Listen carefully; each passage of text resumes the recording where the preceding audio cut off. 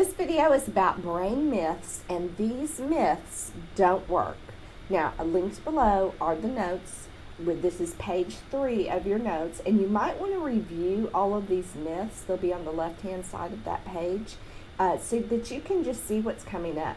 I really encourage you to do this. Pause this video right now. Go through and put a check by those myths that you actually believe in and those ones that you don't, because I had some changes in the way that I think about this after I went through this portion of the training. First, males and female brains are very different. Well, that's a myth. That's not true. It's false. A new study led by Rosalinda Franklin University neurologist Lisa Elliott shows that there is hardly any difference between male and female brains.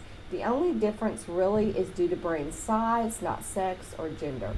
So basically our brain is an organ, just like all of our other organs, that increases with the proportionality size of our body. And since the average male is taller than the average female, the average male brain is bigger than the average female brain. However, this doesn't mean that they're any more intelligent or have more cells or anything like that. Pretty interesting, and this is the one that I was struggling with. I thought there was a big difference in male and female brains. Learning is due to the addition of new cells to the brain. This is something that I used to even say in my classroom, that when you do this, you're actually growing new cells. Well, no, you're actually growing new connection between the cells. Learning arises from changes in the connections between the brain cells.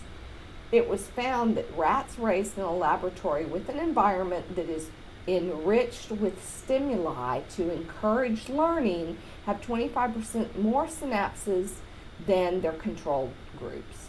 This effect occurs, however, whether a more stimulating environment is experienced immediately following birth or during maturity. So even if you didn't have that experience as a child, you can still have that experience later on in your life.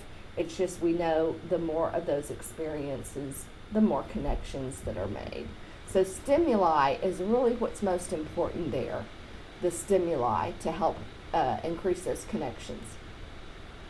Brain development was finished by the time children reach puberty. This I had actually recently read about. Brain research, there was, I don't remember the name of the gentleman, but there was a researcher in 1960 that first discovered this, and up until that time, most people believed, and still many people did, before this study has increased and more studies have been done, that children, when they hit puberty, their brain development is finished. In fact, so much research has been done on the early childhood end for brain research and the geriatric end, but it is now during this time of life that people are starting to really research the teenage brain. Brain development continues well into adolescence and adulthood, especially the development of the prefrontal lobe, which are critical for executive reasoning and decision making. And this is why often teenagers, they're big risk takers, but they don't always think about the consequence. And of course that part of their brain hadn't developed yet because they have these new experiences that they have not experienced the consequences yet. So I have another video and session on this. If you look up in Kickup, you can find it. It is how to grow the teenage brain. Very interesting. We only use 10% of our brains. Well, a healthy person uses 100% of his or her brains. Brain imaging has yet to produce evidence of any inactive areas in a healthy brain. So we use all of it, guys. And here's why we have this misconception. There was a study done years ago, many years ago, where they cited this 10% of the brain being used. And if you don't know this, there are researchers that come back and analyze these studies that come out for errors, and there was a huge error in that study, but by the time they found it and got that information out there, it had already caught on. People remembered it and were quoting it. So that's why you hear this misconception a lot. Oh, students learn best through unguided discovery. The key here is unguided. A meta-analysis of 164 studies found students learn significantly more from direct instruction than from unassisted discovery learning. Empirical research, in fact, makes a strong case for direct instruction, such as modeling a practice for students, showing them how to balance a chemistry equation, for example, before students attempt the practice on their own.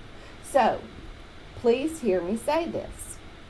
Direct instruction is better, but only in short little spouts. That's where direct instruction falls off the rails. In fact, most practices are better when executed with fidelity, meaning correctly.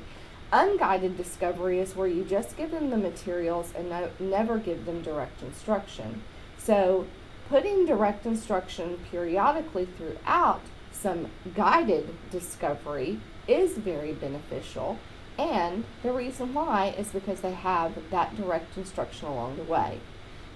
Where direct instruction fails is when it's too long to hold the attention of the student.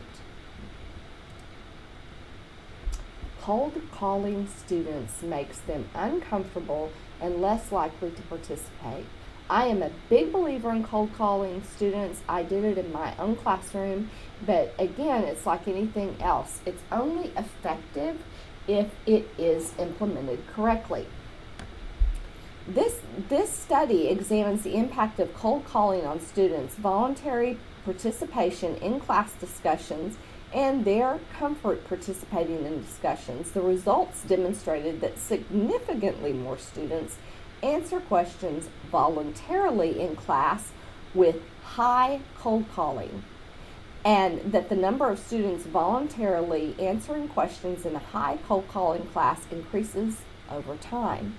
Furthermore, students in class with high cold calling answer more voluntary questions than those in classes with low cold calling. It also increases over time. Finally, in classes with high cold calling, students' comfort participating in class discussion increases, while in classes with low cold calling, students' comfort participating does not change. And here is why. They get to practice and experience cold calling consistently over time. So they may start out resistant and fearful at first, but it really can work in the long run. I will tell you briefly how I used to do it, and I got great results with this in class. You can use popsicle sticks where you have a kid's name on each stick, but I used to number my desk because I taught secondary. So every desk had a number on it, and then I had a spinner that sometimes I projected and sometimes I used on my phone that was also numbered, and I would tell the kids, I'm going to pose this question twice, and then I want you to be quiet and think, or you can write, and then I'm going to call on somebody at random. You're not allowed to shout out or raise your hand. And this was so effective in my class over time. It increased so much more of the students wanting to know because they didn't want to be called on and not know. And that can be a really powerful thing if you have a culture that makes it safe to make mistakes in your classroom. Everything comes back down to relationships, guys. Left brain versus right brain. Well, some of us are left brain and some of us are right brain, and this helps explain the difference in how we learn. False, false, false, false. The left and right hemispheres of the brain work together. That is the only part that's true. There is no evidence that people's learning differs in important ways based on the hemispheres being more dominant than the other. Actually, the most important thing about brain research in the hemispheres of the brain is that children, babies, infants, start out with the two hemispheres slightly apart. That's why they have a soft spot in their brain. And then when their two front teeth fall out and new two front teeth are pushed in, those two hemispheres begin to come together. This is how students go from being concrete thinkers to abstract thinkers. And in some countries and cultures, students are not even introduced to learning how to read, which is an abstract concept, until they have lost their two front teeth, which I believe happens around first grade. However, students who have the drive and the ability can learn to read sooner, i.e., my grandson has been reading with comprehension since he was 3. Individuals have different learning styles. Now, many individuals will state preferences in the way they want to learn. But there's no evidence that matching a teaching technique to a preferred style will improve learning, despite this hypothesis being tested multiple times. Appealing to multiple learning styles can be useful. Cross connections are created when people perform tasks in a manner of different forms, including the ones that are preferred for their cognitive style. It's the variety of brain regions recruited through multiple neural pathways that makes learning most effective for all learners. So having those different experiences helps students learn different ways that they personally will learn, which allows them, when they're trying to learn on their own, which we do constantly, to know which strategy or method they might want to lean on or try. If you only teach one way, they are only learning one strategy, so they're only learning about their metacognition in one strategy. So trying those variety of ways is really what's best, and not just sticking to one or prescribing one for a student. We can multitask. Hey guys, the brain can't attend to 2 or more attention-rich stimuli or stimulus. Simply put, multitasking doesn't work. And if you think you can multitask, I want you to think about the task that you are doing. Is it attention-rich? Because it is not attention-rich, you're probably just briefly shutting down and turning on different at different times. Here's my example that I love to think about. When I had 2 children, and I would cook with the pot on the stove and I'm stirring it, which doesn't take a lot of thought. It's just really muscle memory if you think about it. And I've got the baby on my hip and another child running around. I might talk to that child, soothe this baby, and stir that pot. But I'm only switching my attention from each of those things when I'm doing it. Other than that, it's just muscle memory that's happening with my hand stirring and holding the baby. Instruction should be based on Bloom's taxonomy. I love that we had Bloom's as a start for our learning about different levels in scaffolding learning, but really, if those verbs are used incorrectly, it's not the thing that takes students to the next level.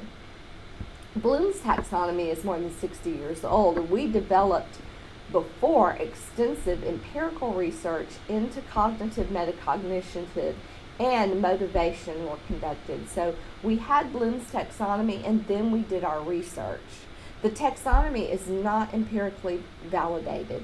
The taxonomy focuses on abstract cognitive domains rather than on the learners themselves, and the taxonomy is not learner-centered. It doesn't answer questions regarding the learner's autonomy, competence, and social relatedness, all critical to learning.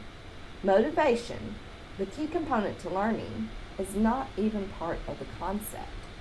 So when we think about increasing our questioning to make it higher and more rigorous for students, I prefer to think about Costa's levels of questioning. Because basically, level 1 is this a question that I could Google and get the answer? Okay? So if I could Google it, if I could ask Siri and get the answer, then it's probably a level 1 question. But for level 2, I might have to take what I have Googled and use my brain, my noodle, to figure it out, to process it. So that's level 2, is your noodle, using what you have learned at a low level and applying it. Level 3 is the more creative thing. It's nothing that I can Google, but I'm going to completely use my noodle to create. So I like to think of that as the doodle stage. Google, noodle, doodle, 3 levels of questioning, that you don't have to remember all those words from Bruins to execute. Was some of this a shock to you? Maybe it was. You should reply to the discussion post that I'm going to put after this video with your thoughts. I want to hear from you. So tell me what you think.